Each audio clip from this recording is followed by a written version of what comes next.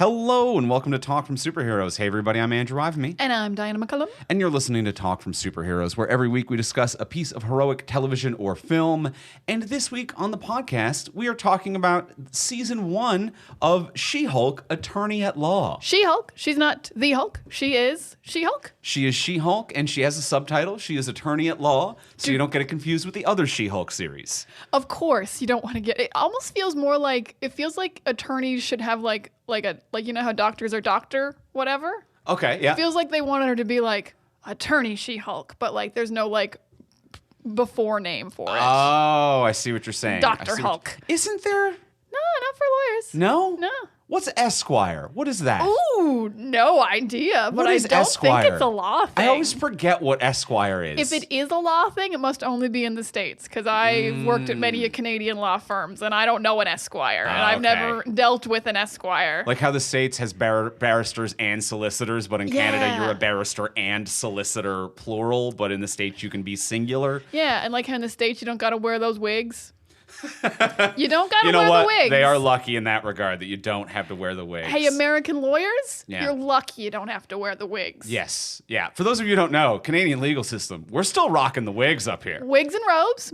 British too. Yeah, so we got that old school wigs and law is crazy, y'all. It's only certain cases. Oh, okay. The lawyer I worked for, I think I worked for her for like 3 years, and she had to wear her robes like twice. Oh. So it's only certain appearances at court. A special wig and robe time. It is. It's a very special. You leave it in your closet just in case for days. It's a little inside knowledge about when you wear your wigs and your robes, guys. Interesting.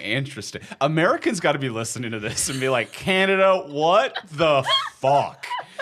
In many ways, Canada is very normal. And then sometimes we sneak in some old school British colonialist imperialism bullshit. That we just didn't get rid of. That we just never got rid of. Just never got off the list. Just never ticked that box off. Like, oh, we don't need this. Like, we didn't pick and choose properly. We were like, metric system, that's a keep. And that was the right call. Metric across the board works better. Celsius is a better temperature measurement. Everything works better in metric. And then we were like, also wigs and robes. And I'm like, no, we should have stopped the British on some of these things. And you know what? Maybe they like it, though, because if anyone wanted to get rid of it, it would be lawyers. Who are the ones who have to wear it and also have the legal power to be like, I've got a motion to not wear wigs and robes anymore. Oh, yeah, goddamn. Whose approval are they waiting for? They are the lawyers. Lawyers? There's probably like one Supreme Court judge who's like, absolutely not, I love them. No. Yeah. No, I think they're so cute. There's one powerful person who looks great in them, and they're holding the whole system down. That or they love not having to choose what to wear when they go to court. That does have its benefits. It is nice. There is something about a work uniform that, like, it always kind of sucks, but kind of is like, well, at least you know what you're doing. I don't have to pick out an outfit today. Yeah. Well, we're talking about the first She-Hulk. season of She-Hulk Attorney at Law. Small tangent there. As you might have gleaned from that little hint of Diana's personal life, Diana has spent many years working for law firms in the past, so we might get a gleam of expertise in here, such as the wig and robe conversation just now. The wig and robe. Can't say I've worked for a lot of superheroes who were lawyers, but I've been a legal assistant in the past. I've filed some court documents with the court. I will say, of everyone who has worked with the legal system, you are the one who I've met who knows the most about superheroes. So you are a foot in both worlds. You are the Blade Daywalker of this. Oh shit, I am living in both these worlds. Yeah, I've got partial knowledge of many things. Love it.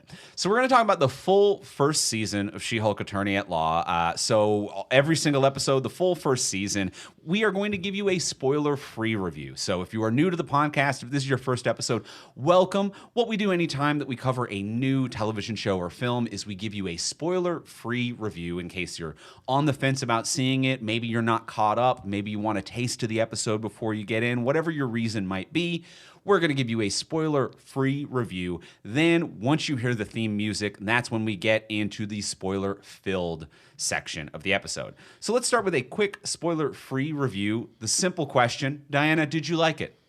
I did like She-Hulk. It might be my saddest like I've ever given a thing, just because I think I get a little sad when I think about this show because I love Tatiana. She's really, really great as Jen. But there are a few episodes that knocked it out of the park that I think were absolutely perfect. I'm like, oh, you guys figured it out. And then I think a lot of episodes don't work, and a lot of structure that they've come up with doesn't work. And I think like 60% of this show maybe doesn't work. And then like there'll be like just perfect episodes where I'm like, oh, they figured it out. Excellent. They know what this show is. And there'll be like 3 episodes that don't work.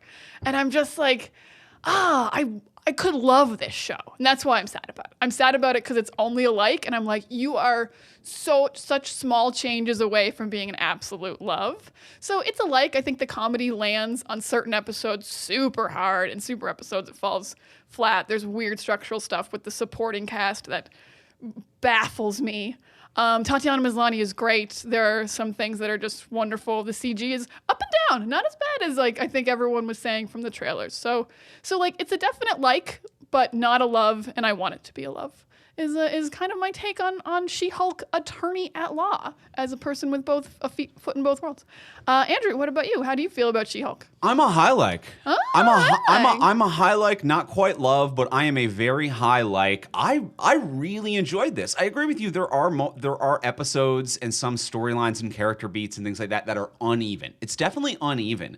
But I like the unevenness of it. I like the lack of polish. I like some of the sharp edges and the unfinished aspects of this. This is, I would say, the first thing of the Disney Plus TV stuff that Marvel has done that truly feels like a TV show.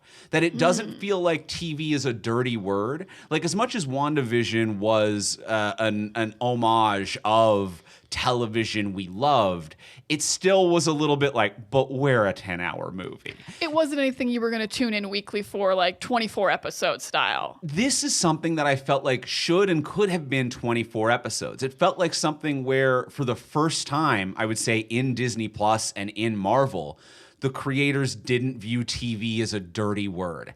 And that was so refreshing to be like, there's going to be some high joke per minute episodes. There'll be a couple of lulls. There'll be some supporting characters that work. The cast is maybe a little too big for this few episodes. It really feels like a traditional network, like 24 episode season of television, and I truly love that, warts and all. Even like every single flaw, I love that it's TV. I just genuinely and unabashedly love that this is TV. So we'll get more into it, but there's definitely some uneven aspects. I think Tatiana is wonderful. She's great. Wonderful as Jennifer, as She-Hulk. I agree with you that like the visual effects of She-Hulk, it actually kind of washes over you after a while. Is it up to the film standards of Avengers? No, absolutely not.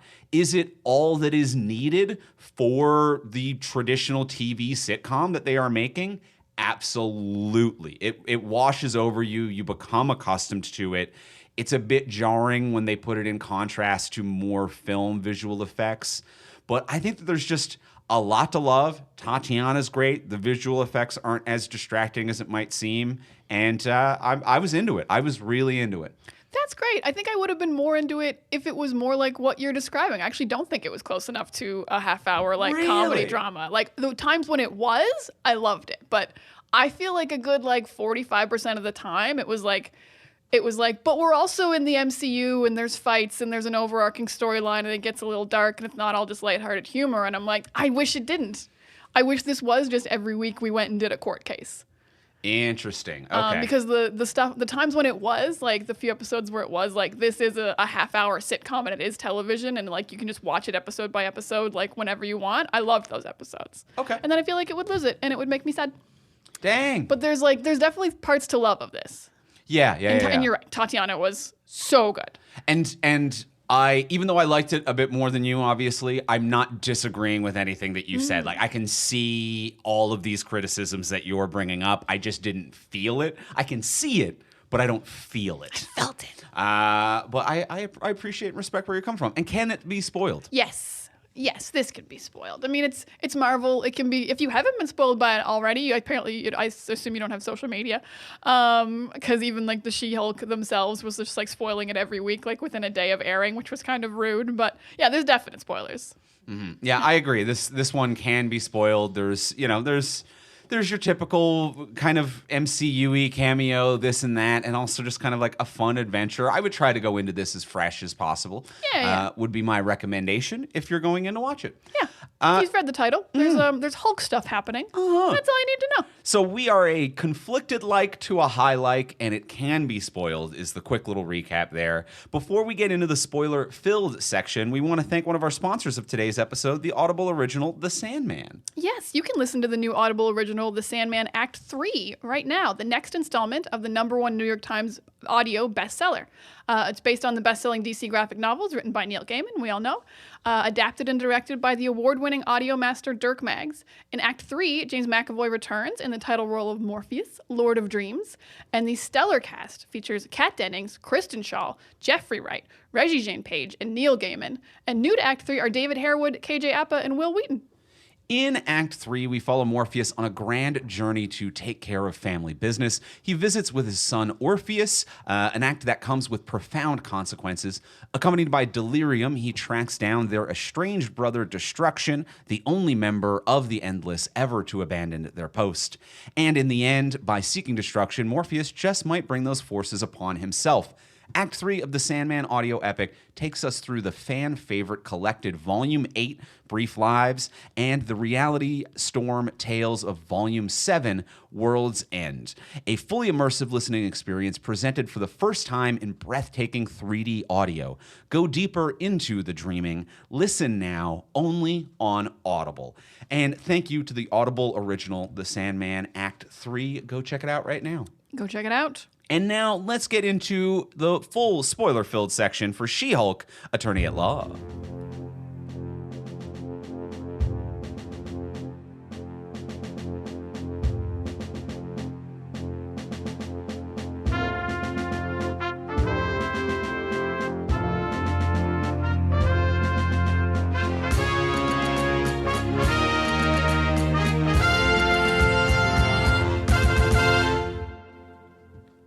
Robes and wigs, baby. Not here, though. Not here. She-Hulk would have loved that, actually. She would have been like, yes, get me a big robe. I'll wear a small robe under it. Yeah, a big robe would be considered, because a big plot line of this show Is clothing. Is clothing. All right, Jen, you got to come to Canada. Attorney at Law. Canada or the UK. Or the UK. Yeah. We're in Canada, and we want She-Hulk here. Yes. So all we got is Wolverine. All we need a second we need a good superhero. lawyer, and we have big robes. And I'm not sure how the wig situation would go with you, but I know robes would be smooth, Jennifer. I feel like she's not against wigs, although she loves her She-Hulk hair. Ooh, that is a tough one. It is nice to have your hair pre-done when you Hulk out. Yeah. Well, we're a little conflicted on this. I do feel like it's television, but it still feels a little movie-esque to you, huh? It feels like it's really at odds of, like, it does feel like it wants to be a legal comedy, and then there are just, like, a bunch of things that are, like, don't let people forget it's the MCU. And I don't just mean the cameos. I mean, like, a spaceship is in episode 1 when she gets her powers. There is an overarching thing about her getting attacked and her blood taken. She has to go, like, fight more people than I would like. It just feels like it's at odds of, like, not quite being a legal comedy to the point where in the final episode when she's talking to the Kevin AI and she's like, we all agree this is a legal comedy. And I'm like, not really. Like, you spent 3 episodes not doing any law stuff. You went to a wedding, then you went to a retreat, then I forget the third thing you did, but there was, like, multiple episodes in a row with no law things happening. I see what you're saying there. Yeah. It wasn't necessarily consistently a legal drama. I think maybe part of that, the ending of talking to Kevin, which we'll get into later. Oh yes, we'll get into that. Was her being maybe the voice of the writers to be like, I am actively at odds with what it is that Marvel/Disney machine wants. So I think that might have been within conversation with itself to be like, this is what I want. This is what I am. We agree with that, right? And Marvel Disney being like, do we? So I think that is a valid criticism that it might be self-aware of, which kind of makes it okay for me. I think it makes it worse. Really? To say it in episode 9. Like, if that's a thing you say in episode 1, and you're like, sorry, audience, we're only going to be a legal comedy half the time. And the rest of the time, the Marvel machine's going to make us do Marvel-y things. To get to episode 9 and be like, sorry, you spent 9 weeks not watching fully what we wanted to make. I think that's okay. worse. Okay. Like just being like, this isn't what we wanted. Sorry, guys. I think that's way worse. I don't think it's an apology. I think it's a like there was some conflict and we did well within that. I don't know. I perceive it differently, but that's an entirely valid perspective. I can see it coming up a little bit too late for that. Yeah, it came up a little bit too late. But like as I said, there's some episodes I love. Like early on, the Magician episode with Madison. The Magician is the best one. That's the best episode. Everything in this episode is incredible, though. Like Madison is so good. The Magician's just always doing magic. Wong is so funny. Like the fact that it is a court case that very organically shifts into some kind of very silly action where she's just killing demon bats that aren't like, they're not trying to take over the world. They're just like, we gotta kill them. Yeah. We have a magic theater full of demon bats. This is inconvenient. Yes, and I think that was a perfect mix of the legal comedy and you're a superhero. And I think a few episodes found that, and that was such a good episode on every front. And it was like the 4th episode. And I think reason that I got sad is I'm like, they figured it out and then they lost it for a while. Right. And I like got sad watching it and being like, oh no, you guys figured it out. That episode was incredible. Now, I don't know. I think that I do feel the feeling of lost it, and I think it's just predominantly because the wedding episode mid-season, I think, is the weakest episode and really has some huge problems. That was a massive flow killer for me. So I don't know if it lost it as much as it had one big failing dip, which is that wedding episode, which I really can't figure out what the fuck the plan was in the writing room there, or what was going. That's one where I'm like, I don't know where the comedy is. I don't know where the action is.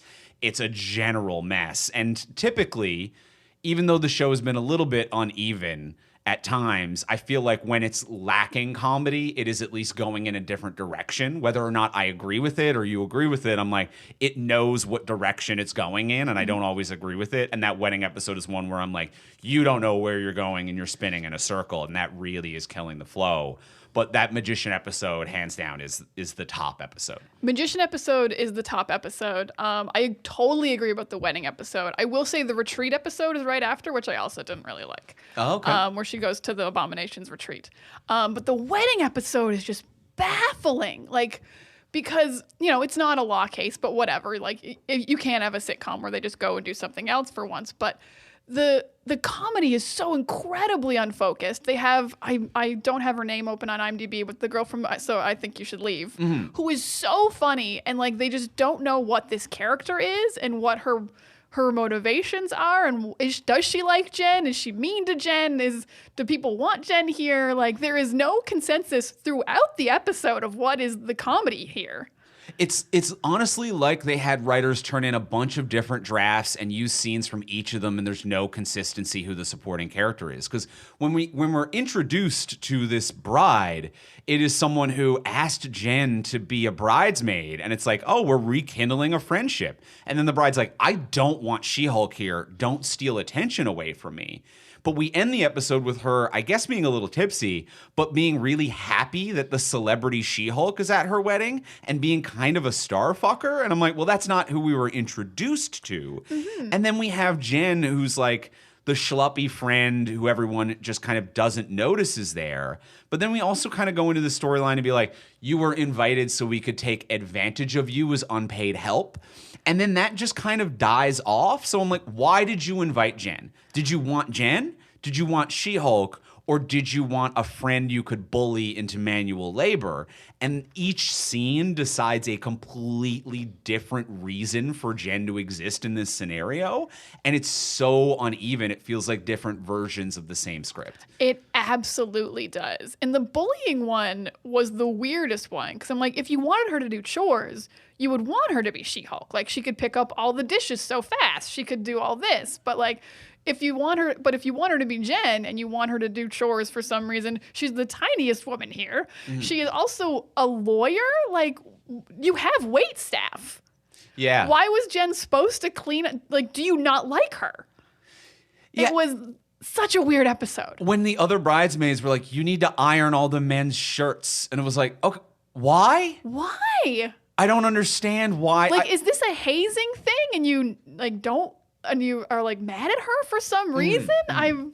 It was so baffling. And I think that was the epitome of a flaw that was softer throughout the rest of the season, and that was ignorable for me anyway for the rest of the season, but was really apparent in this one, which is that sometimes I feel like they're dipping into too many wells as to what's funny to make fun of Jen for. Because there's so many different versions of secret identity, alter ego, or day-to-day life that it's like at times they're playing the Clark Kent card where they're like, this is a person who is walked over professionally. No one has ever made eye contact with this human being. You do not acknowledge they are in the room. They are furniture. This is nothing and no one, and that's the sad part of their life. And I'm like, okay, that's a Clark Kent-y thing that works for Jennifer in a professional setting. Sometimes they're giving her the Peter Parker aspect of like, this is a doormat everyone walks over and bullies. If you get coffee on your shirt, you take it off, you throw it in the trash, you ask for hers, and you make her walk home in her underwear, and she will do it because she's pathetic. And I'm like, okay, you're going Peter Parker angle of it. And sometimes they're going a Tony Stark angle of it to be like, you as soon as she walks into the room, everyone's paying attention because they're waiting for the other person to show up. So I'm like, are you the star? Are you furniture or are you a doormat? And it really will alternate which version of Jen she is according to the comedy of the scenario, which is a fairly ignorable kind of setup punchline thing for most of the season. But the wedding episode was the biggest and most problematic. Like it was line to line, character to character changing. Whereas the rest of the season, it would change like episode to episode. Yeah, no, I can totally get that vibe. And I will even add like a fourth or fifth vibe to Jen, which is in the pilot, she's a full-on district attorney who actually was really confident and wasn't walked over or whatever. And she was already She-Hulk, just people didn't know she was. But like that is the Jen we met. And so I never felt she was a doormat until like episode 2 or 3 when like people like she kind of just like, oh, thank you for the job. And she's like more thankful and like less assertive. But I'm like, you were a district attorney leading a case when I met you. Yeah. That's like a huge place to be in the world, in the law world. Like you have to be assertive, you have to be respected. You don't just grovel your way to district attorney. Yeah. You don't sheepishly mumble under your chest, could I be district attorney, please? I would like to prosecute the world's worst criminals, please. Please. And there are aspects of your life, and I think this is a very in ways that this can be very honest writing, is that different people have different personalities depending on the aspect of their life. People are very different around family than they are on dates than they are in the workplace. And I think the version of Jen who mumbles into her chest and gets walked all over works really well with her family. Yes. Where it's like, this is how they've always treated you. They see you as a child. They always will. They have a warped perception of the world based on who they remember you to be. And that is a very normal familial thing that I think a lot of people can relate to. And I'm like, that works in that world. Then there's the professional world where it's like, I've been looked over. People have moved past me when they shouldn't. I've been kind of invisible. That works in that world. Then there's the dating world of like, I've been kind of bullied and taken advantage of. And that works there, but they kind of bleed over one another. But there is an honesty around I have different flaws depending on the situation I'm in, but sometimes those situations are getting kind of mixed up and cross signals. Yeah, that's totally fair. People are definitely different in different situations. And the show every now and then has like nice things to say about what Jen's going through. Like, I think honestly, even though I think she was introduced very strong, like one of my favorite things that Jen goes through is in the pilot when when Bruce is trying to train her. And she's like, I am in control of my emotions. I'm a woman and I have to be, or I won't be respected in the workplace, or I'll be harassed or whatever. And it's such a good speech and it's so completely right and relatable. Like, I've never gotten mad in public. I would be terrified too, even though I'm constantly furious. So I really love that interpretation of like being different and not kind of displaying your emotions because of like your femalehood. Like it made a lot of sense. And this aspect of Jen, for the most part, worked for me of like, I can be slightly different. But yeah, the wedding episode just crunched it all together too much with all new characters. Yeah, No which one also from the law hurts. firm was there, and no one from her family was there. So it's like, why aren't one of your family members getting married? Or why isn't this like Ginger's friend's wedding? Like, And like they wedged Titania in there, but it didn't really make sense. It was like she was invited as a guest of this guy. This does not have any lines guy in the background, and she never speaks to her or is around again, and is now at this party to make Jen jealous / fight her later, which is also the life of the. It's all a mess. It's all. But I do want to go back to, I agree with you, the speech that Jen gives to Bruce. I like those first 2 episodes with Bruce. They really do a great job of playing cousins, of playing like, Yes! we're familial, but we're not immediate blood, but we know each other. But like it's just this perfect once removed familial relationship that they absolutely crush. Like, her and Mark really do a great job of these scenes together. yeah, cousins is a thing you don't see much, which are an oddly big part of your life if you have cousins, especially if they're in the same city as you or something. Like they're not siblings, but they're at every family event, and you have to sit at the same table as them at Thanksgiving and at Christmas and like at big birthdays or whatever. So yeah, it's not familial, but it is. Like, it's not like, hey, cuz, or like, we're best friends, but like, you can go on trips together and it will come up, and it's nice that it's like, it's friendship, but not quite. And it's definitely platonic. Like, at no point were you like, I think they're going to fuck and they're not cousins. You're like, you guys did a great job of like chemistry with no chemistry. And like Very hard to do. And animosity with love at the same time. It's just cousins is that perfect level of like, the broad strokes of each other's lives and not of each other's lives, and not any of the details or the fine work. So it's like, I know where you went to school, what you did for a living, if you've been divorced, if you have kids, but it's like, I don't know about that one bad breakup that you had that you now carry with you to every relationship. I don't know about that one landlord that was shitty, that like, you don't know these fine details about someone's life. I don't know when you hulked out for 3 years and went to Sakar. Like, it didn't come up. Yeah. You just weren't responding to my emails, and I didn't think anything of it. Yeah, a really different relationship you don't see in many pieces of media that really, really worked. As like, yeah, their relationship is just close enough that like, when Bruce isn't responding to texts, she's not worried. She's like, that's not my brother or my best friend or whatever. It's just my cousin. Whatever. He didn't reply to my texts. And it's not someone I need to worry about. Like, I'll air quote worry about him, but I'm not like calling the police or looking for him. I'm like, he's doing some Avenger shit or whatever. He is also the Hulk, which makes it. Yeah, this man punched Thanos in space. Like, I'm not worried per se about Bruce. But yeah, the relationship works really well, and I agree with you. The metaphor of the comparison of the different journeys that they've been on based on lived experiences due to one's gender is very powerful, very apt, and I think works really, really well. To just be like, I'm better at this, I'm better at this than you, not due to some freak genetic anomaly, but because I've done all of your training before I got these powers. Yeah, like, this I've been training literally my entire life to control my emotions at every step and every moment that I exist. I'm like, yeah, she absolutely has. That's why you had to send a bunch of razor blades at her to get her to Hulk out, because that we don't prepare for. Yeah. Andrew's not hucking knives at me at night to be like, get ready. And I never will. Thank you. I would like to put that on the record, that Andrew does not huck knives at me at night. Thank you. I like that that's on the record. Yeah, you need to add extreme scenarios. Yeah. Now, how do we feel about the CG? We touched on it briefly. I do not mind it. I think it is like a warm bath you kind of ease into. You get more comfortable with it as the show goes on.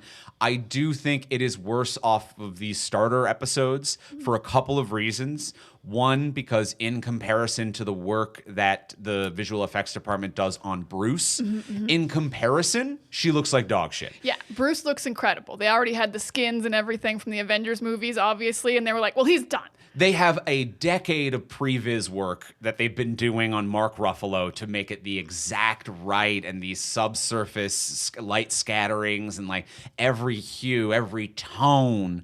They've got a decade plus of work. It looks flawless, and then she looks like trash in comparison, even though I do feel like in those episodes they put a little bit more work into her than they do for the rest of the season. It's still not there, and it's just not going to be, because that's just the lead time that they have on Bruce is better. So it looks bad off the start, even though they're trying harder with the Bruce episodes. Then episode 3, she's on her own, and you can tell, I'm not going to say try might be the wrong word. That's an insult to the visual effects artists. Less time and money spent, and then it looks even worse again, and you've got to recalibrate. And then once you recalibrate, it's fine. Okay. That's my opinion on it. No, I totally agree with the comparison to Bruce. Like, yeah, she looks bad compared to Bruce because he is at an Avengers level CG quality. They were like, we just took some Avengers stills and put them in here. So he looks incredible. I will say I found it weird that sometimes I thought she looked great and sometimes I thought she looked bad. And the weird thing to me was I thought she looked really good whenever her hair was down. And I thought she looked like trash when she had it up in a bun in court in her big bulky suits. I don't know if it was the combination of like kind of an ill-fitting CG suit and like no hair movement to like distract me from her face. But I thought that was very weird that I'm like, every time you're like long hair, like tight suit doing stuff, I think it looks pretty good. And whenever you're in court with your little bun and your bad looking suits, I think it looks like trash. To go into detail on that, I love that. I would say that one of the big reasons is texture. So hair up, baggy suit, there's no texture. The suit doesn't look like wool or cotton or any human fabric. The suit looks the same way like a car door does. It's a matte fabric, and there's maybe 1 or 2 carefully chosen folds in the cloth, but the cloth has no texture, and her hair, when it's up, and granted, it's a tight updo or whatever, but it just turns it into a matte reflective surface. There's no texture. Once the hair is down, now we have movement and texture. The spandex supersuit actually has this, and I think like because supersuits is something they've worked on for so long for so many different things, it has that traditional supersuit type of like webbing texture, that like nano mesh. Everything has texture when it's hair down suit, when it's hair down supersuit, when it's dress suit, hair up. Everything is a matte finish. It is like looking at a car drive through like a clean car driving through a dirty desert. Like there's two. So you're saying they didn't have an algorithm for a big woman wearing a suit that's ill-fitting? They didn't have that. They didn't have it. Not ready to go. Didn't have it figured out. Oh man, Marvel, you're always coming up with new shit. Also, while we're talking about the looks of She-Hulk, let's transition over to Jennifer for a second. One thing that was wildly unbelievable about the show is that they're just like, Tatiana Maslany. Ugh, no one wants to date her. I'm like, you fuck yourself right off. Get the fuck out of here. Right? Like, why wouldn't this woman have any confidence? She is gorgeous. She's funny. I do love the sex positive nature of the show. I think that is delightful. I do like and a real charm. The first like real sex that Marvel has had. I know they said the Eternals sex scene, but they were robots. I don't care. Spoilers for Eternals. They're not real people. Mm-hmm. They're robots. These are real people who are having sex. So love the sex positive nature. But yeah, just the idea that anyone would be like, I'm not going to look at her. She's short. I don't know. She's incredibly attractive and funny and smart. Successful. And I'm not saying she would have good dates. Like, I think the joke of like, I've been having bad dates and online dating is not going well for me. Totally relatable, totally understandable. It's the like, when she has the date where it's like, this dude is not listening to me. It's like, yeah, for sure that happens. And even when her friend is making fun of her, it's like, you used your work photo for your profile. Jennifer has no idea how to present herself or put her best foot forward. So there are like, it's definitely like, you've got a bad profile, you're bad on dates, and also the people who are messaging you and you're going on dates with are trash. Mm-hmm. But when she checks her dating app and it's like, you have no messages, no one likes you. I'm like, that is not no. The work photo wasn't that bad. Mm-hmm. Or she was like, that or I would have accepted a joke where like they were like, which app did you use? No one's been on that for years. Like if she just chose the wrong app. Like she chose Grindr. And she was like, no guys want to date me on Grindr. And they'd be like, oh, Jen, you sweet bean. She's like, there's so many dudes on there. You naive little bean. I think Grindr's just for guys. Yeah. So it wasn't quite the right vibe, but bad dating is a relatable vibe at least. Yeah, at least like I would believe that she chooses badly from like apps of guys to go out with. Like she's not good at picking guys, but she's also social enough. Like she has a social enough job that she meets a lot of people that I Yeah. would think she would just meet someone organically at one of these large firms she works at, an opposing counsel on a case. Like she meets Matt so quickly. Yes. There's got to be other good lawyer guys or paralegals or even someone you're defending who is innocent, who you can date after the court case is over. And especially when Tatiana plays this character so wonderfully charming and relatable as well. It's like she plays it very like warm and funny and likable, and like there's a lot to enjoy. And I think Tatiana really does own this character. It does such a good job of it. She owns it. She makes every part of the character like understandable. Even as we're saying, like the character is at odds in some episodes, she is doing like all of the character work to be like, no, this is Jen. It makes sense. I'll make it work. And she does do everything possible. She's charming. She's likable. You feel sympathy for her. You somehow believe that she is unattractive just because she's saying she is. And I'm like, Tatiana Maslany wouldn't lie to me. I guess Jen's unattractive, guys. Yeah, so likable, and like you're rooting for her the whole show. Yes, absolutely. Rooting for her the whole show. I like how Tatiana sells the fourth wall breaks. Ooh. Also, I wasn't expecting the fourth wall breaks from this, but she sells it really well. I think it's just like Tatiana has a stage background, a comedy background. I think she knows how to do that and sells the shit out of it and makes it work really well. I also love that the fourth wall breaks are very much...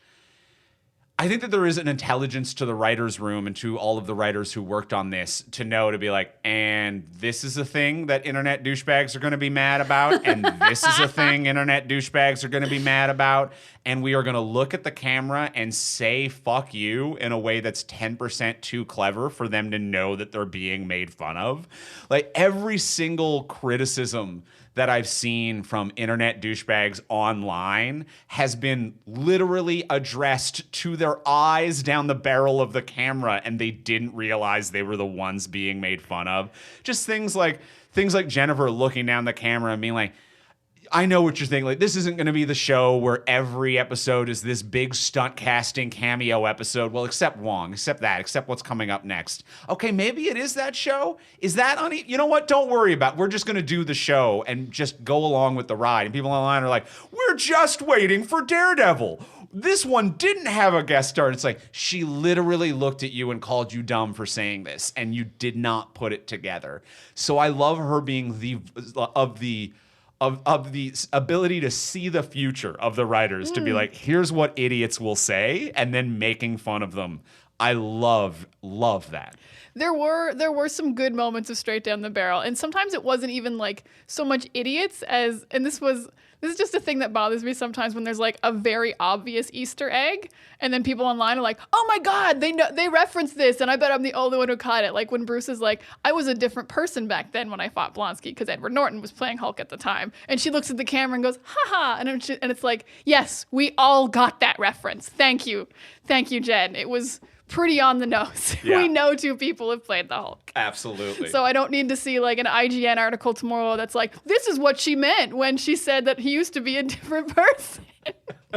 Like, yeah, she looked straight down the camera and said, haha, that's a joke we're making. Mm-hmm. So yes, I really did like that. I was a little bit off-put by the consistency of use of looking at the straight down the barrel of the camera, because she would not do it for such a long period that sometimes she would do it and I'd be like, oh right, she talks to the camera sometimes. Like it really would go away for a long time, or she would just speak so quickly, like her little like look when she went haha about Bruce's identity, that I like didn't really log it as a look at the camera. I wouldn't have minded if maybe it was a little bit longer sometimes. I wouldn't have minded if it was more structured, if it was like we do it at act breaks or at the beginning or end. It really is just kind of like whenever they felt like it. It kind of catches you off guard sometimes. Mm-hmm. Yeah. But other than that, I do think it works. I think it works and she sells it. I think it works and she sells it. I think I'm going to get to my other big negative now because we're on her. Yeah. And my big negative is the wildly unstructured use of the supporting cast in this show. Yes. It's baffling. It feels like they don't know if it is a legal comedy because the people at the law firm will disappear for episodes at a time, or if it is a family comedy because her family will appear and then disappear for 4 to 5 episodes at a time. There are a lot of episodes that are just Jen, and it's She-Hulk, so it should be. But then the show and one of the episodes is called Just Jen. And she has to be the main character. But then the show will act like they've been at the law firm every single episode. Like the second to last episode when she's at like the awards ceremony. The people from the law firm have not been in this episode at all because it's been the Daredevil episode. She's been off with Matt doing awesome stuff. We'll get into that. But then we get to the law firm episode or when we get to the awards and everyone from the law firm's there and it's like, yeah, these are her friends and she hangs out with them all the time. Like I haven't seen them for 3 episodes. Right. They haven't had a storyline. Like I don't understand the structure of her supporting cast. She feels like she's friends with no one. They don't feel like they're connected in any way. They just kind of pop in and out, and it baffles me so hard, especially because I love several of them. I think Nikki and Pug are both terrific supporting cast. They're so good. When Pug welcomes them to the office and he's like, here's a map to the good bathroom to poop in, and they both whisper thank you. It is the realest shit, and I think I laughed for 20 straight minutes. Like, I lost it at that. It was instantly so charming. I don't think he had another line that episode. Yeah. He didn't show up again for 2 more episodes, and then he'd disappear for 2 again. And Nikki's always there. Wait, Nikki or Gingy? Which one's the actor and which one's the... Nikki is the character. Ginger is the actress. Nikki is always there, and she's great. She's wonderful. She's kind of the only consistent thing that's pretty much always there. Well, I think it's because she was in Jen's personal life and then also goes into the professional, so she kind of walks both storylines. She walks both, but yeah, this is kind of goes back to what I say about like I don't feel like it was a legal comedy because there'll be huge episodes where none of the legal supporting cast are there. Yeah. And I miss them because like Pug is incredible. Renee Elise Goldberry is like fine, nothing against her. She shows up wildly late. Her character shows up in episode 5, Mallory. Mallory, which one's Mallory? She's the other lawyer who like defends her in the Tatiana case. Yes, Titania case. Yes. These names are hard to say separately. Yeah. And then she becomes friends. This is where I think that part of the flaw is I agree with you. It's too big of an ensemble that isn't brought into enough storylines, and they disappear and they come and go. I feel like this really should have been a traditional 24 episode sitcom because it does feel like it's like, okay, we're getting to know her friend Nikki. Nikki gets 1 or 2 episodes. Here's the new guy, Pug. He was nice to them, introducing them into an office place that feels hostile. Here's an episode or 2 about Pug. Here's the boss. He's the guy who really just wants She-Hulk, but also like is chaotic neutral and doesn't dislike Jen and doesn't dislike She-Hulk. He's just a dude who's like, yeah, I got you dismissed from that case for punching Titania. I didn't get you fired from your other firm. I got you dismissed from a case. That was their choice to fire you. Like, I'm not a bad guy. I'm just a lawyer who's like, you can't work this case if you punch the client. He was neutral, wasn't he? He's just pure chaotic neutral. So I think that there's complexities there. And I think if there were more episodes, you wouldn't notice them miss quite as much. It would feel very much like a TV ensemble. But in 10 episodes, you can't you can't do that TV ensemble thing where it's like, we gave an actor 2 weeks off. And it's like, no, that's 25% of the fucking show. You can't actually give that actor a week off. You need to have them on set and woven into every storyline. Yeah, especially because none of them are in the pilot, because the pilot is just like her origin story of powers for the most part. So like none of them are there except Nikki. So yeah, I really would have loved if it was longer and more of a traditional sitcom. And it was just like, yes, they each get their separate episodes. There's at least 15 maybe episodes, and we just do more fun court cases. Because every time we had a court case, I loved it. I think every court case was fun. I think Madison's was fun. The one about the Asgardian who's pretending to be Megan Thee Stallion. Yeah. Like the stunt casting, you can take or leave, but just the court case was so funny. Of like this guy thinking he could get a major celebrity. That was a very funny so character funny. in a case. Yeah. The shapeshifter or whatever. And also the shapeshifter herself was fucking hilarious. She was very funny. changing into someone else in the office as she's like leaving, and that was so good. So Thor's good. motivational speeches not being applicable to court was Asgard is not a people, it's a place. Yeah. Or it's not a place, it's a people. That was so good. So yeah, all the court cases were so funny. Even like the ones about Jen I really liked, when she had to bring her shitty dates to court to prove she should own the She-Hulk trademark. I'm like, what a great combination of her personal life and her court life. And like also just like embarrassing Jen. The way we say that Jen is kind of like a little bit embarrassing sometimes, and like, how do we feel that? It's like, you bring her shitty dates to court so that she can win a court case. And I'm like, I love this. I think this is so clever and smart. That was really terrific. Yeah. Bringing the bad date court case was really terrific and truly good. And we do, I think, need to say more positive things as well about Madison, who is the breakout star of this series. Oh my God. Madison shows up and owns a character in a way that is truly jarring. She rocks that role. I don't know if she was supposed to have as big a role in that episode. Like, it's hard to rewrite an episode like that on the fly, so I assume she did. But wow, what an instant beloved character who has no powers, no backstory, is just someone who should be such an airhead, but is like brave because of it, like fearless in a way, and just so charming. Like, so many layers happening with this incredible character. Yeah. And likably exhausting is such a real person we all know. Where it's like, God damn it, I wish you well and you're fun in small doses, but holy shit. Madison being likably exhausting is my favorite. Becoming friends with Wong feels weirdly believable because that's another unlikely duo friendship we've all seen in life as well, which is the wildly patient person and the likably exhausting one.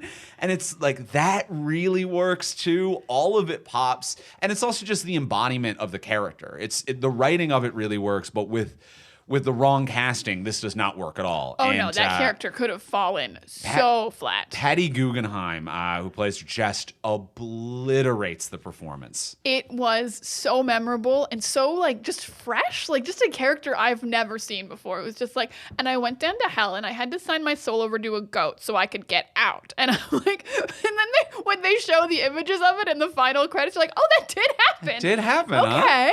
Okay, Madison. All right, I see why you're friends with the guy who makes portals. You're not shook by anything. Madison's seen some shit. Wildly adaptable is Madison's like main house. She's just rolling with wherever the night takes her. She's ready to have a time, and I love that. Love Madison, truly impure. Also, the guy who plays the magician does a really good job as well. Oh, he did a great job, but like that whole reveal of like your lawyer is also a magician. Holy shit. Because he was doing these shitty tricks in court. And then his lawyer started doing them. And then his manager started doing tricks. And it was so funny. God, magician episode, you are unparalleled with how good you are. It was everything about that episode slapped so hard. Yeah. I will say a close second is Daredevil's episode, the penultimate episode. Her and Daredevil really sold the chemistry and had a true charisma and a rapport with one another. And it was fun to see this like Mark Waid style Quip Factory Daredevil on screen, which is very different from who he was in the Netflix series. But it's also very impressive to see Charlie Cox have the versatility as an actor to be like, I am not the dry, serious Catholic shame factory. I am also the fun, sex-positive guy as well. And to somehow play it as the same guy and sell the shit out of it, Charlie Cox does a great job with that. Yeah, the Catholic guilt comes because he's sex positive. That's what they do to us. Walk of Shame holding the shoes. Oh, Walk of Shame with the shoes is such a classic. Yeah, but like it was another kind of perfectly structured episode, which is why this is a thing that was a reason I was sad, because I'm like, you guys nailed it so many times of we have a court case. The court case settles in a fun way. And then the action part is connected to the court case where we go after Ribbit, Frogman, whatever his name was. Yeah, something like that. Because he kidnapped the guy who he tried to sue and couldn't successfully sue. So it's like, oh, they all connect in a great way. But even as far as Jen's storyline, it was such a good place to introduce Matt, because Matt is the first man she's met who likes Jen and She-Hulk. Yeah. Because Matt is like, oh, you're a lawyer and you're a good lawyer and we're really vibing. Oh, you're also a superhero and I'm a superhero and we're really vibing, whether you're Jen or whether you're She-Hulk. And this is kind of where her journey was at in this point in the season. So the parallels of meeting Matt as she was also loving Jen and She-Hulk just worked really perfectly, like a perfectly structured, super fun episode. They did a brief little hallway fight, and I was a little sad that Jen interrupts it with a Hulk smash, because I'm like, I would love to see another hallway fight, but it's not the place. It's not the place for a Daredevil hallway fight. Daredevil got a moment. He got a moment, but it's not his full time, all right? And also, we can't do a 10-minute long hallway fight in a 30-minute sitcom. We just can't do it. We can want it, though. We can want it. So yeah, the Daredevil episode, another absolute banger, until it got to the part about revenge porn, which I found genuinely upsetting and did not like in any way, shape, or form. That was very uncomfortable and bad. For a very sex-positive episode and a very lighthearted romp that we've been on, I did genuinely get upset about the revenge porn aspect of the storyline that we went to, and I did not like it at all. Well, I think the revenge porn aspect, didn't that not come up till the next episode? No, it was the finale of that episode. Was Jen it? kept looking at the camera, and she's like, this episode's not over, but I already banged Daredevil. Do we have more to do? Right, She kept drawing attention to the fact that the episode wasn't done, because it felt like it was done when she banged Daredevil. Gotcha. Yeah, that was pretty gross and weird and kind of unmotivated and doesn't really make it didn't work all around. I mean, it made sense. It's what guys do to women they hate, but like it just was gross in this very like lighthearted, sex-positive show that I just didn't want to deal with in that moment. It's like when you like do things to take a break from reality. You're like, I didn't really want to deal with these things in this show. And I also think it was just kind of set up sloppily as well, because it was like, I guess the intelligentsia or whatever, the group sent someone to like honeypot her to have sex with her to get video of her having sex. But then he also copies her phone, which doesn't become a thing. It does not become a thing. And then she says something like, you hacked my computer, and the footage was actually from the webcam on her computer. So it's like, so she could have had sex with anyone. It could have been footage of her and Daredevil. Ooh, dangerous for Daredevil. Yeah. Even though the Sokovia courts have been repealed, apparently. They just dropped that real quick on this one. But yeah. It's but like, why did he copy her phone? So we have now the phone and the laptop and a camera and a dude who honeypotted her. And stole her blood. And stole her blood. And it's all a trap. But like the blood thing doesn't become a thing because that gets undone with the fourth wall break. And it's the laptop thing. So it's like you really could have just had a camera in there. We don't need the honeypot. It's really a hat on a hat on a hat, and two of the hats are gross. Yeah, and this is kind of what I was saying about like doesn't feel like a legal comedy. It feels like dark MCU stuff. And not even MCU stuff. Like they never go into storylines like this, but just not what the show is. And really very like a Marvel, like we need a finale. There has to be a big moment. And I'm like, I feel like you could just have a case. Yeah. We could have been in court. Yeah. And I would have been very happy with that. Although I am conflicted about the finale. What are your thoughts on the finale? I really like that it was unexpected. I really like it. I definitely have some questions that I'm trying to push out of my brain to be like, no, Andrew, it's refreshing that it's a 30-minute sitcom, that it's just giving a Simpsons ending where it's like, we're just resetting. We'll see you next time.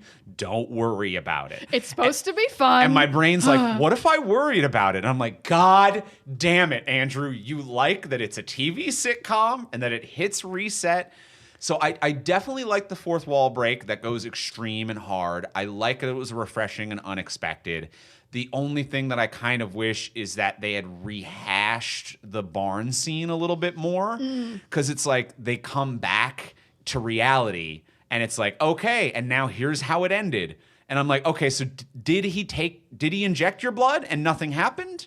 Also, was Emil just doing what he thought was a speaking engagement and isn't actually part? I'm like, I have a bunch of questions as to what scene this is the conclusion of now. I don't mind that we've changed the scene, but I don't know what scene we're concluding. And that was my only problem. Other than that, I had a lot of fun with it. I'll agree with that because I'm like invested in the characters in a way that I'm like, I do want to know what's happening to them. Like not so much the evil bad guy, but like I actually have grown to like Blonsky to the point where I'm like, did he betray Jen or not? I sincerely want an answer to this, especially because he might show up more often. He's still hanging out with Wong. I'm like, does he need to go to jail for 10 years for just transforming and not doing anything? Like, that doesn't seem very fair or like justice. And yeah, and I'm like, why is she allowed to be She-Hulk again? She still destroyed a hotel. Like, why does that undo? And that court order isn't undone. Like, even if you get it undone, you still broke that court order while you were doing this thing. Mm-hmm. Yeah, so I'm in the same place where I'm like, I would like to just have fun, but I also want to feel like these characters went on a journey. Yes. Yeah. And we didn't just like snap our fingers and Thanos snap it away. Well, and I think... But it was fun. Like, I did like Kevin the AI. Kevin the AI is really, truly funny. Her just like breaking into Marvel headquarters. The writer's room, so funny. I really love that. I didn't expect them to go that extreme. Full, like, Deadpool, extreme fourth wall break. Mm-hmm. That like, acknowledgement that my life is a show is pretty wild. But I like that they did it. I love Kevin. I love the writer's room. And I think that the conversation she has with Kevin, a lot of it I really enjoy. Of the, like, I want to be a legal drama, some of the implications there. I know we kind of disagree on that. But the other thing that killed me was, like, she's talking about, like, the ending should be about consequences. Like, it should be about, like, Todd has to face consequences, and it's not just a monster punch-out. Emil should have to take responsibility for what he's done. And I'm like, okay, I love that. What is the responsibility and what is it he's done? Because so far, it does seem like he's actually led a peaceful life and has led a nice retreat. And it seems like he rented an outside group a barn as an income stream and then did break a court order for money, but does seem to be unaware of what the group's true intentions are. As far as we could tell, like, yeah, he picked Jen up to protect her during the fight. And even the other dude, the wrecker, the guy who attacked Jen in an alley and then converted and kind of joined Blonsky's retreat/cult. When he's making Jen tea in the kitchen, I'm like, oh, he's part of it and he's drugging her. And he's not. He didn't know what was happening in the barn. So it does seem like he's legitimately reformed and no one at the retreat knows about this. So I'm just like, if your speech with Kevin is responsibility, consequence, instead of big budget punch off, I need to know what what's the consequence of you transforming, Jen? What is the consequence? What is Emil taking response? I just want to know that if that's your big speech. That is so fair. And her speech is so good. And then, like, the payoff's not good because, like, it does relate to other things. Like, I think I remember WandaVision is such a good show, but I do remember there are big complaints at the end because it's like, oh, it just turns into, like, a magic throwing fight and there are no consequences because Wanda just gets to leave. Yeah. So Wanda doesn't face consequences in WandaVision despite it being a great show. It just ends in a big fight. So she's like, I don't want this to end in a big fight. I want there to be consequences. It's not just going to be a brawl. But yeah, then there's just, like, I guess we say there are consequences, but, like, is there justice? Is there... I would say that, like, the journey to that is funny. Like, everything up through Kevin is funny.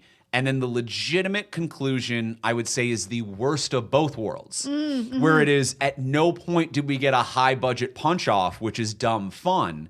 And at no point did we get emotionally resonant real-world consequences and responsibility.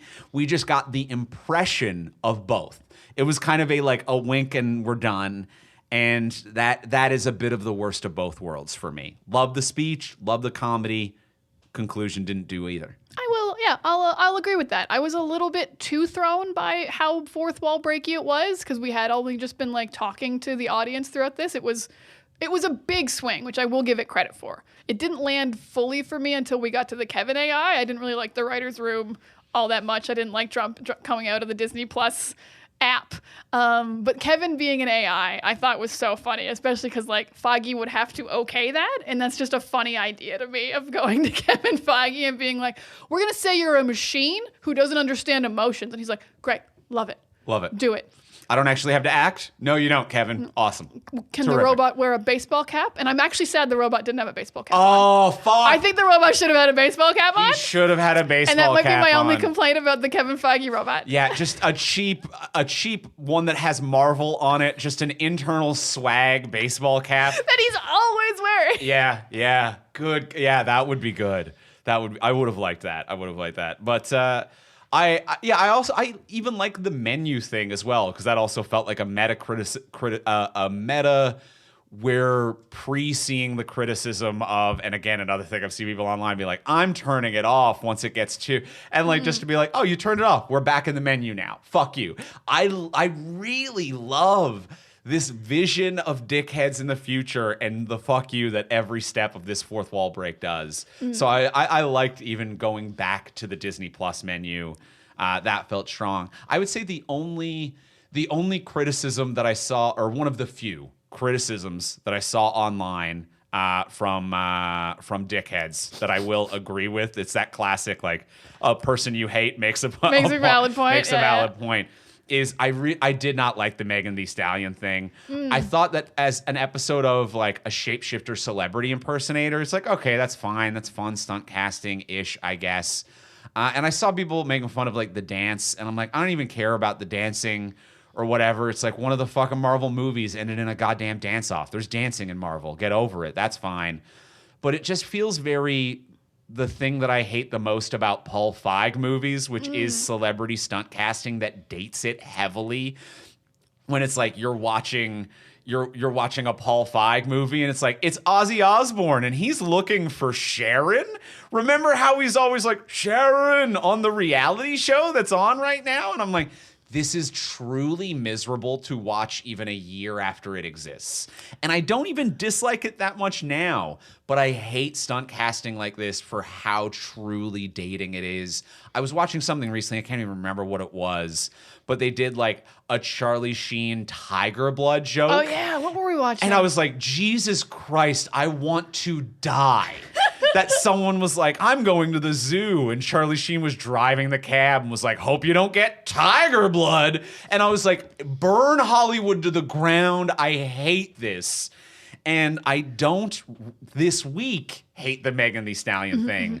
But I'm like, I do think that celebrity cameos, if they hang around a little too long, terribly date whatever it is, and I think that this is going to be one of those examples. I can agree with that. I think if you want to have a celebrity cameo to be like undated, it has to be such a huge celebrity who will be timeless. Like this is the weirdest example to come to mind, but I'm like Kingsman 2 with Elton John. I'm like, Elton John will always be relevant. He will always be this great, like, this big personality who plays the piano. Like no matter when you watch Kingsman 2, you'll be like, Elton John's here, and that's cool. That's fun. It's incredible they got Elton John. Yeah. But like a celebrity who, like, Megan Thee Stallion's great. Like, is she going to have the staying power of, like, a Beyonce or, like, someone who will be, like, a Madonna, like, someone who you can be, like, this will always be a reference that lands. Yeah, yeah. Like, you gotta, I think it would work better if you just, like, there is no cameo and he thought he was dating Beyonce. And we will always know who Beyonce was. Absolutely. We don't need, Beyonce's not going to show up. Yeah, we don't even need the cameo. But we can say he thought he dated Beyonce. Yeah, absolutely. And that is a person who forever in the world, whenever you watch She-Hulk in 20 years, you'll be like, shit, Beyonce? You can't land her. Like, we'll know who that was. And to not even have like it feels very 90s as well, but without even the budget to have a tie-in song. You know, like it feels very Tobey Maguire Spider-Man, where it's like, and now the parade's musician, Macy Gray, everyone. And then Macy Gray has an original song on the soundtrack. It's that, but without the money to pay for an original song, which is additionally embarrassing. I think what bothered me the most about Megan Thee Stallion, the dancing scene, I didn't mind that they danced. I'd dance with a fucking celebrity if they showed up. For sure. I think it was the fact that just all of a sudden she was a huge Megan Thee Stallion fan, because they seeded in that she liked Captain America like all the time. But then just all of a sudden she's like, I would die for you, Megan Thee Stallion. I'm like, when did you ever like her before this moment? Like, are you just like a hanger-on? What's going on, Jen? Yeah. Be cool. And like nothing about your personal style or brand gives me the impression. Made me think you were a Megan Thee Stallion fan. Yeah. So I think we're on the same page here of like, yeah, it was a fun episode. Like, I liked the whole vibe of the episode. But yeah, there was just a few little things where you're like, I don't know if Megan had to show up. No, I don't know if we fully needed that. Yeah, celebrity cameos, they always date it.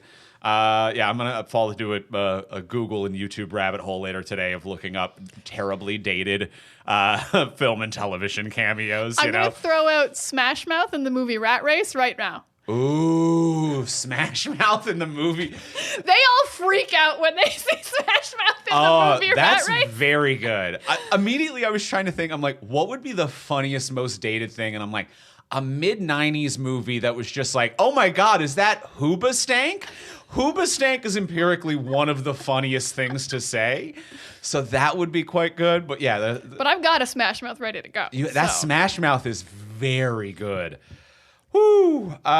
But otherwise, I had a great time. I want more. I do want them to do more of this and refine it a little bit. I also want it. I totally want more refined, and I do want it to be exactly what she said at the end. I want it to be a legal comedy with consequences. I don't want any of this overarching Marvel stuff. I want to see like just random side characters who have law needs, and I think that is when this show shone and when I loved it the most and when the comedy landed the best. Yeah, I agree with that. I agree. And I think like the overarching Marvel stuff needs to be court case overarching. Yeah. Like the Emil needing a lawyer. I actually love that. Made love sense. that. Down with that. Daredevil coming in. Love that. That tied together nicely. Down with that. Wong suing magicians who are using their powers for entertainment purposes. Love that. Even I think that like Titania did not quite work as a character or a physical foil, but the Titania, I have a She-Hulk perfume legal case forcing Jen to like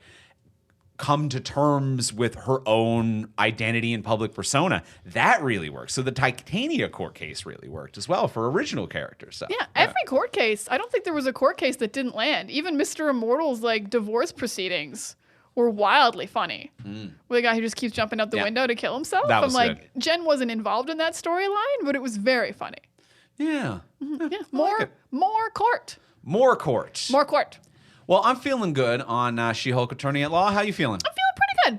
Excellent. Well, let's go in for the close then. Let's ask the final question of what would you change. So we're going to ask the question, now that we've discussed everything, what would we change about this? But before we do ask that final question, we also want to thank one of our other sponsors of today's episode. We want to thank our wonderful friends over at Masterclass. Oh, Masterclass, where you can learn from the world's best minds anytime, anywhere, and at your own pace. Oh, that's beautiful. I love that. That's all the things you're looking for when you want to learn a nice thing about a fun thing. And you can learn from a lot of different instructors on a lot of different subjects. I am taking a course on voice acting from Nancy Cartwright, who you might know as the voice of Bart from The Simpsons. A wonderful course, very helpful. But they have legends on there. They have Samuel L. Jackson teaching acting. They have Steve Martin teaching comedy as well. They have incredible instructors, incredible courses, all well produced, well designed. Like, it's very engaging. At no point do I feel like I'm doing like onboarding at a new job where I'm like, oh, okay, someone really cranked out this PowerPoint presentation in 20 minutes. I'm like, oh my God, this is so thought out and detailed and meticulous. Yeah, it is all the hits of learning. It is the most interesting things presented in the most interesting way, but not like too much. Like, it's like not like when you watch like a YouTube video and there's like way too many sounds and cuts or whatever. You're like, no, you're going to have just an engaged learning experience with an expert, and it's going to be so enjoyable. And like, lessons are approximately 10 to 15 minutes, so it fits into your life. Like, you can take a little bit of a lesson, you can do a whole hour if you want.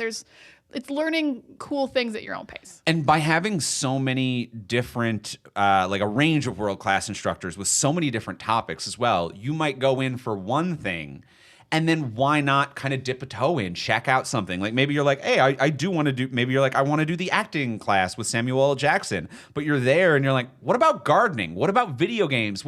There's so many other things, and you can do these little bite-sized sections that are so smooth and easy to transition between.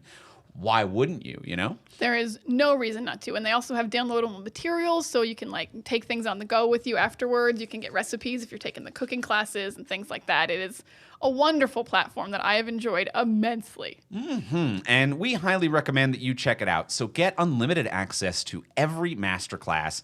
And as a Talk from Superheroes listener, you get 15% off an annual membership. Go to masterclass.com/TFS. That's masterclass.com/TFS for 15% off Masterclass. And thank you, Masterclass, for your support. Thank you for your support and all the things I've learned. Huzzah! And as well, before we get into the final question, we will remind you, as we do every week, please take a moment, rate, review, subscribe on Apple Podcasts, Spotify, Podcast Addict, wherever you're listening to this right now. It helps us move up the charts. It helps us find new listeners. When new listeners find our podcast, see those reviews, they're more likely to actually check us out. So it's a free thing that you can do that makes a huge difference in the world, in our world, our podcasting world, and also for any podcast you might be listening to. Take like 3 minutes out of your day. You can crank out quite a few reviews in 3 minutes and be like, these are a handful of the podcasts I love. I'm going to take 3 minutes. Go rate and review all of them, not just us, because it makes a world of difference. There is not a single podcast you listen to that would not love an additional review. Across the board, what do we want for Christmas? What do we want for our birthdays? What do we want for every holiday? We want 5-star reviews. Every podcaster wants it, and it means the world to us if you could take a second to leave us one on whatever platform you are using. Absolutely. And if you do want to support the podcast monetarily, you can do so by checking out our Patreon. A lot of you are familiar with Patreon. It is a monthly subscription service where you can subscribe to online content creators you love, and you'll get exclusive and bonus content for doing so. And you get to choose your subscription level. So you can do $1, $5, $10, $15, $20, whatever you can afford. You can do monthly or you can do yearly. If you do yearly, you get a free month every year. So there's different ways. And then also you're not locked in. If you do the monthly, you can always cancel or change in any given month. And no matter what, you're going to get some cool bonus for becoming one of our patrons. At the $10 hero level, you do get an exclusive episode of this podcast every single month. This month's exclusive because it's spooky season. We did Hocus Pocus. And it was a blast. The movie and the podcast episode. Both were a hocusy pocusy blast. It was a real good time. New patrons get a little nickname from me. It's a little fun game we play. We all had a great time. So if you need more Talk from Superheroes in your life at the $10 level, you will also get access to all the previous episodes immediately upon signing up. And it is a lot. So check it out. Head on over to patreon.com/fromsuperheroes. That's patreon.com/fromsuperheroes. And now, let's go in for the close. Let's ask the final question of what would you change? Diana, what would you change? This is just a legal comedy. I don't need a few episodes that happen. I don't need the wedding episode. I don't need the retreat episode. I don't need the final episode to be this big thing that we then backtrack on, but still isn't a legal court episode. I like legal dramas. I like legal comedies, and I really wanted this to be one, and it was absolutely at its best when it was. I think my biggest overarching changes is and I think I liked the people at the law firm a lot more than I liked her family. So I definitely want just Pugs in every episode, Nikki's in every episode, Mallory gets a little bit more, and we actually flesh these characters out, because Pug was so funny and he was so underused. And I think that would just be such a banger of a show if the supporting cast is in every episode and it is just a kind of no consequences, episode by episode, no overarching story, for the most part, legal comedy. But then at the same time, I'm conflicted because another big change I wanted, if we're going to talk about consequences at the end, is I wanted the Hulk King dickhead. I really would have liked if he took that Hulk serum and then exploded and died. I think that would have been such a great ending of consequences of your actions and earning your superpowers or whatever. And she wouldn't have to do anything. He would just blow up and die. And I think that would be so nice and would have really sparked some real emotion in me, because I thought he was going to when his body started freaking out. And I would have just been so happy. It would have brought such joy to my heart. In my head, it did happen. I'm like, he did die. Yeah. He's not in jail. He was blown up with his Hulk serum. And that's what I want in my heart. So yeah, it's a legal comedy, and that guy blows up. Andrew, what would you change? I love that. I love that. I also was hoping and thinking that he was going to blow up. Right? And also in the re-altered reality of the show now, I'm like, what happened to your blood? Did anything happen? So it really felt like the consequence of his action would have been death, frankly, because he's not a scientist and does not understand what he's doing. And even they set up at the first episode, Bruce was like, I guess you only lived because we're cousins. Because our DNA was very similar. And so my blood was compatible with your blood. We established that fact, and I'm like, that would be the consequence of this man's action, not soft prison time that he will probably avoid because he's incredibly rich. And he's, revenge porn even a thing you go to jail for? It feels like a fine. Yeah, I don't know I feel like he's not going to get the consequences that is deserved or that they imply that he will get. But I'm with you. He should explode, and I love that it could be a full legal drama. My big change, the delivery method of this show. I think this should have been a release all at once. I think that weekly actually kind of hurt the rhythm and cadence that it was going for, because it didn't even feel like a weekly sitcom. It felt like an all at once. And I know I've talked about this before on the podcast that I think it's dumb that each streaming service had to like pick their sides in the war of, do we do all at once or do we do weekly? Which streaming service are we? And I'm like, be both. That's the brilliant thing about not being network, is that you can do whatever is best for that particular show. And I think with the fourth wall breaking meta humor that this actually would pick up steam and carry rhythm, and especially with the way they would carry over characters. And it's like Titania breaks through a wall. Now we're suing Titania. Now we've met a magician. The magician has Madison. Next court case is Madison. There is a flow and a rhythm that I think would have worked much better as an all-at-once release. And I also think that like the 30-minute sitcom format would work as like consumable bites that is more welcoming to start and stop than an hour-long drama is. An hour-long drama is very much like, fuck you, binge it. Spend 12 hours and binge it. That's what people are doing. And I feel like all-at-once sitcoms are a little bit more welcoming to like, watch a few, have a few laughs. If you feel your laughs die down, you kind of take a break. That's on you. I really think this should have been an all-at-once release. I think it would have helped its general appeal and probably gotten it more momentum and steam, which isn't necessarily true of all streaming shows. I think I can get behind that, and it might have really helped my big problem of like supporting cast disappearing for so long. Because some of the supporting cast disappeared for 3 weeks, but if I was binging it, I'd be like, oh, they're back, and it's the same day. Yeah. When it's a month later and we're like, where's Pug and Nikki? Does he still work here? That's a long time for an ensemble comedy to have somebody missing. Mm-hmm. But if you were binging it all at once, it would just be an hour later or whatever. And you're like, oh, yeah, hey, Pug's he'd be back. Hey, Nikki. Yeah, I think that would definitely really help if you're going to structure it this way of like consistently changing who the supporting character is. Mm-hmm. Yeah. That's my big change. I think that's fun. I love It's dangerous. It. It's different. It I don't is think we've ever had a change like that. All at once instead of weekly. Distribution. I've definitely like glanced on it. I don't know if it's ever been my change.